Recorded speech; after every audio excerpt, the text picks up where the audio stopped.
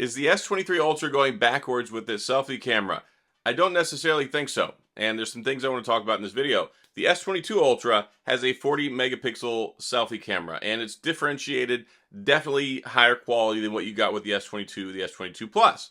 Those had a 10 megapixel front-facing selfie camera, and they're okay. I mean, they're not bad cameras by any stretch of the imagination, but looking at the S23 Ultra, it looks like it's going to have the same camera for all three models. So we're talking the new 12 megapixel camera, Samsung's new sensor. It's supposed to be pretty good. It's supposed to increase edge detection. It's supposed to have better separation and differentiation between backgrounds. It's supposed to get better portrait shots if based off the information we know on the sensor. But I think it's going to get better shots across the board, and it should get better low light shots. And that seems to be what Samsung is really trying to pull off this go around. They want better nighttime shots on the primary camera, on the selfie camera. I don't know why, but they seem to be doubling down on this night mode, low light photography experience. And I don't really understand why, other than just because, well, you can take really good pictures of the moon. But here's my thing. I've seen a lot of people that are kind of angry on the internet saying, oh, it's a step back, we're getting a crappier camera because it's not a 40 megapixel. I've made videos previously, I've talked about this, I try to do some education. Just because you have less megapixels doesn't mean it's a worse camera. Now, one of the big benefits you get of having extra megapixels is you can blow up a photo larger and have it still look the way that it's supposed to. It looks more realistic, and the more realistic, the better. Once you start blowing up an image too big, it starts getting more pixelated, it looks less than lifelike, which takes away from the overall experience.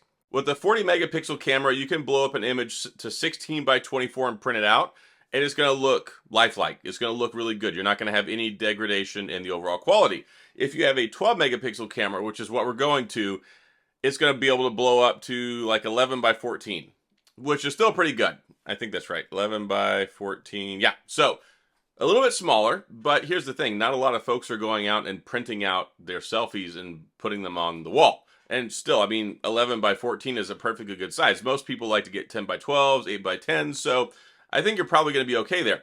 And if you're worried about it, then shoot a regular portrait shot. Use your 200 megapixel camera that's going to be in the S23 Ultra, or use the 50 megapixel that's going to be in the S23, S23 Plus. You'll be perfectly fine, I assure you. But here's another thing. So what the S22 Ultra does, it has a 40 megapixel camera. I've talked about this previously. It employs a technique called pixel binning.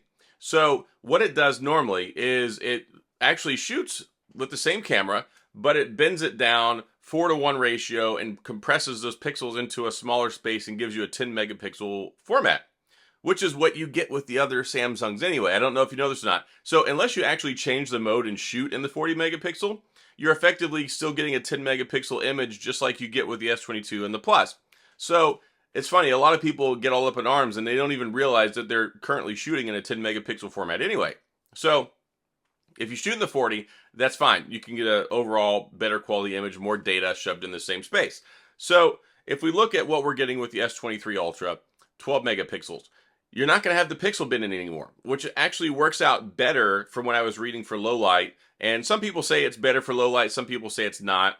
I mean, there's at least enough evidence saying that it should help out a little bit, but there's two different things here. So when you have the smaller sensor like that, and basically it also depends on the micron size for the pixels and different things, but overall, if you've got a good 12 megapixel camera, it should take perfectly good photos, and it's just doing it naturally, and you're not having to compress more data into the same space. So I think that that's good because, one, like I said, it's supposed to help out with low light, it's supposed to reduce noise, and those are two big things that you really have to deal with when it comes to nighttime photography, low light photography. Noise is a big one, and also making sure that the micron size, the pixel size is good enough to adequately support having the images. So here's one thing, just for example.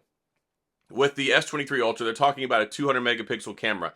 With the 108 megapixel that's in the S22 Ultra, it was a 9:1 pixel bin, or basically a 3:3 binning of the pixels all the way down to get you a much smaller image, and that's how it did it. With a 200 megapixel camera, I don't even know what that is. I don't even know how many times that's binning it down, but here's what's going to happen. With the new sensor, I think it's the H2 sensor or something like that, this new 200 megapixel camera will shoot 200, but it'll also shoot, I think, like 48, and it'll shoot at like 12. So it's going to have different modes. So if you have full lighting, it's going to take advantage of that, do a big 200 megapixel image, and it's going to just saturate all of those sensors in there, fill up all those pixels, and give you a really good image.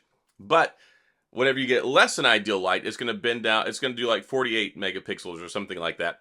And then if you want super low light, like really, really, really low light, it's going to go down to, I believe, 12. So that's how it's going to accomplish that. It's a very versatile sensor that allows for different types of shooting and scaling up and down that amount of megapixels with the pixel binning so you can get the best photo possible. Well, here's where the S23 thing goes in. You're not going to have that. No more pixel binning. You're just going to have a straight up 12 megapixel camera that's supposed to work really well, and it's going to have really good images. It's supposed to be excellent for low light photography, but also combined with the neural processing, the machine learning, the AI, all of that stuff, it gives you a better overall image. And also what you get with that machine learning, the AI, image signal processor, all the things that it does, it helps scrub that image, and it uses AI to enhance it to give you the best picture possible. And it even takes some more noise out of it so you can get better pictures. So all that to say, we're not going to get a worse camera. Yes, it's not 40 megapixels, but that doesn't mean that it's worse. Actually, it's a newer sensor. It's a newer, better camera. So the big takeaway here is that the S23 and S23 Plus are actually going to have probably better images otherwise than they normally would, because it's going to have the same camera as the Ultra. But here's my problem. I think that it's just watering down the phone more. Clearly, this is a cost savings measure. So what Samsung is doing is said, okay, we're going to get this 12 megapixel camera. We're going to get a really good one, good sensor. We're going to put it in all three phones. That'll help us save some money because we don't have to put an ultra quality camera inside of the Ultra phone. And I think it's just walking it back even more. I mean, we're getting to the point now where there's not even really a whole lot of reasons to call this phone the Ultra, other than just because it has the ultra massive camera in it. Because of course this one has the 108 megapixel. The new S23 Ultra is going to have a 200 megapixel. So yeah, it's got an ultra big camera in it, but otherwise I don't really consider it all that ultra. I mean, to me, ultra really says ultra, like biggest maxed out experience that you can possibly get. And it just seems like they keep walking stuff back. Of course, there's no expandable storage. There's no headphone jack for audio enthusiasts who want to listen to hi-fi audio that way. There's no IR blaster. There's no better quality selfie camera in it anymore either. So, I mean, it's cool that they do the ultra 200 megapixel camera. I still kind of wish that they separated it a little bit more, because it really muddies the water. And already, I mean, it's really bad what they do with the Plus already. I'm not going to harp on it too much, but really there's a lot of dumbed down features in it. And now they're just dumbing down another feature in the Ultra and putting it on the same level. So, I don't know. I don't think that we're getting a worse quality camera. I don't think it's that big of a deal that we're dropping down from a 40 megapixel camera to a 12. But it does kind of irritate me a little bit that they're just going to have all three models with the same camera. Like, what are we paying all this extra money for if you're not going to give us the better stuff? Now, granted, we have the S Pen, we have the 5,000 milliamp battery, Quad HD Plus resolution, all the things I've talked about before, where they're basically handcuffing and holding hostage all the good features that we're not getting in the regular S23 and the Plus. But we just lost one because we're not going to have that separation that gives us the better overall camera than the other phones.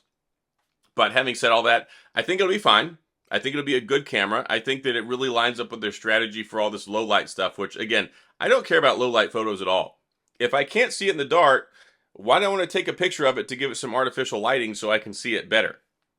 And I'm not like, hey kids, go out in the front yard, let me take a picture of you with no light.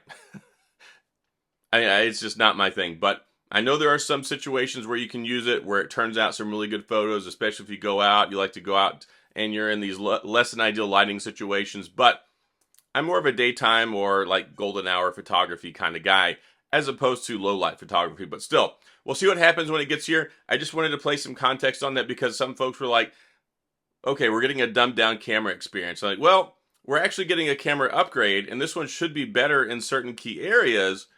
But no, it's not going to be a better camera than what we get with the S23 and the Plus, which is my only concern. Like, I wish it were a little bit better for that regard, but as far as it being a bad camera to step down, no. Just because we're going from 40 megapixels to 12, it's not that big of a deal, and I think you'll see that when the camera gets here. So that's all I've got. If you have any questions or comments, please go down in the comments section. I'll get back with you. If you enjoyed the video, if you found this helpful, please hit the like and the subscribe button, and a little notification bell if you want updates when new videos come out. And as always, thanks for being here. I appreciate you watching, and I'll see you guys next time.